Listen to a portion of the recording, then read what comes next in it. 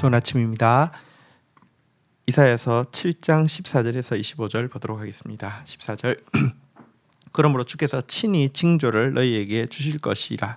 보라, 처녀가 잉태하여 아들을 낳을 것이요 그의 이름을 임마누엘이라 하리라.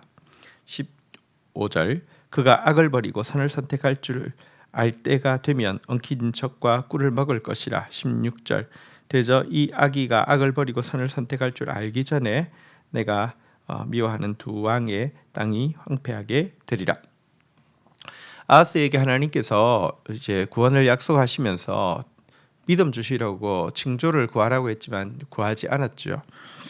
이에 하나님께서 그의 악함에도 불구하고 다윗의 자손을 통한 구원의 계획, 메시아를 통한 구원의 계획이 있기에 친히 구원의 징조를 선언하셨습니다. 그것은 무엇이냐고 하면 임마누엘의 탄생입니다. 임마누엘, 하나님이 우리와 함께 하시는 증거가 그들 가운데 있을 것이다, 이렇게 이야기했습니다.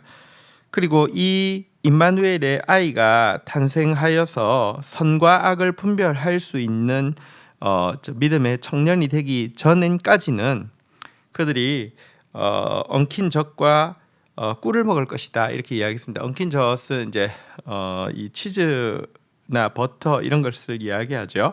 치즈나 버터나 꿀을 먹을 것이다, 뭐 맛있는 거 먹는다 이런 뜻이 아니라 이 버터나 꿀은 전쟁이나 이럴 때에 사람들이 살아남기 위한 에너지원으로 사용하는 비상 저장 식량이었는데요.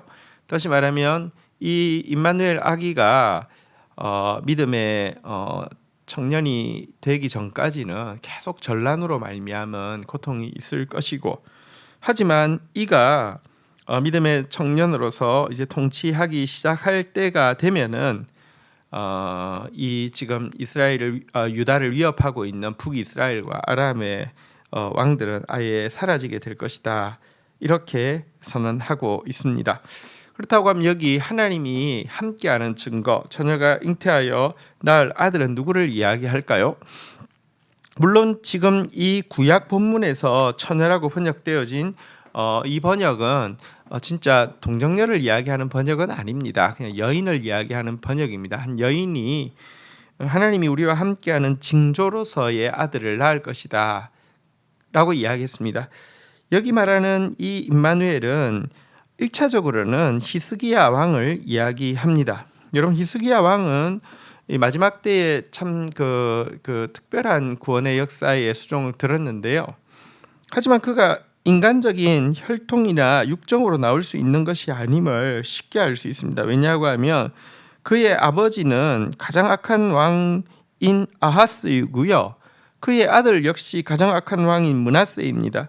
이 중간에 끼어서 있는 히스기야가 딱 그 시기, 가장 유다의 그 풍전등화와 같은 시기에 나올 수 있었던 것은 하나님께서 유다와 함께 하시고 이 다윗의 혈통을 보존하게 하기 위한 하나님의 긍휼임을 알 수 있습니다. 하지만 여기서 말하는 임마누엘은 궁극적으로는 정말 성령을 통하여 동정녀로 말미암아 탄생하셔서 하나님이 영원토록 우리와 함께 하심을 보여주실 예수 그리스도를 예표하는 것임은 틀림이 없습니다. 자, 17절입니다. 여호와께서 에브라임이 유다를 떠날 때부터 당하여 보지 못한 날을 너와 내 백성과 내 아버지 집에 임하게 하시리니 곧 아수르 왕이 오는 날이니라.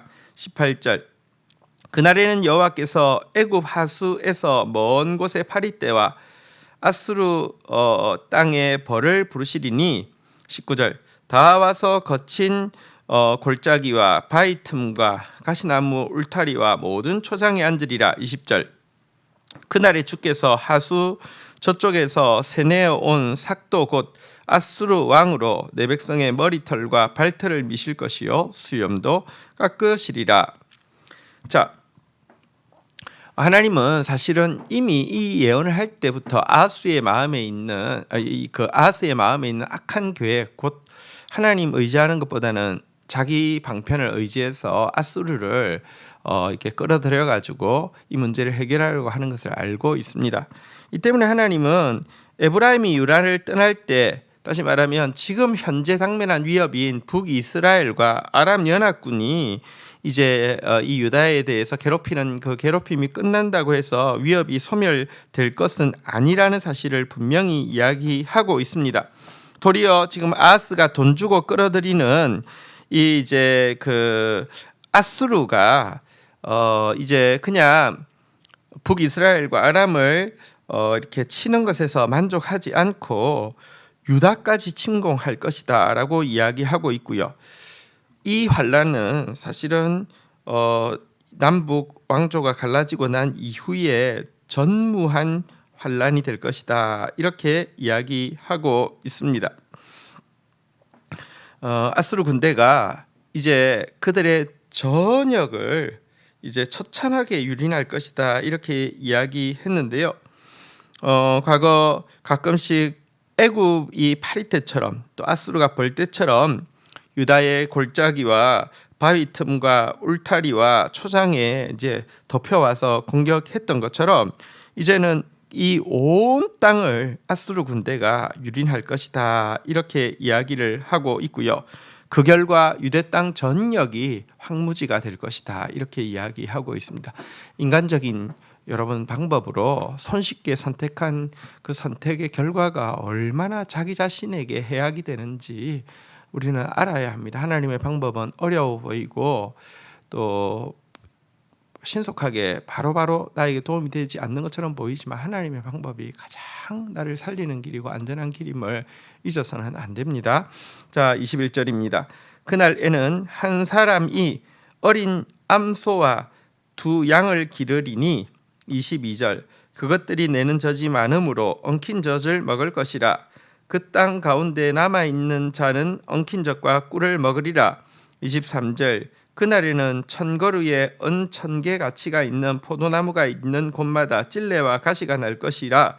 24절 온 땅에 찔레와 가시가 있으므로 화살과 활을 가지고 그리로 들어갈 것이요. 25절 보습으로 갈던 모든 산도 찔레와 가시 때문에 두려워서 그리로 가지 못할 것이요.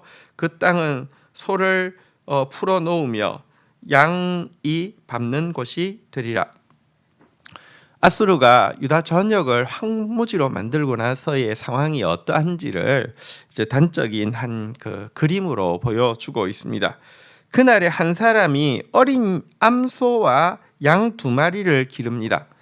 여러분 암소 1마리, 양 2마리 많지 않은 가축이죠. 그런데 그것으로부터 나오는 그 우유를 그 가족이 다 소비할 수 없어서 엉킨 젖으로 먹는다. 다시 말하면 버터나 치즈를 만들어 놓고 먹을 것이다. 이렇게 이야기했는데요.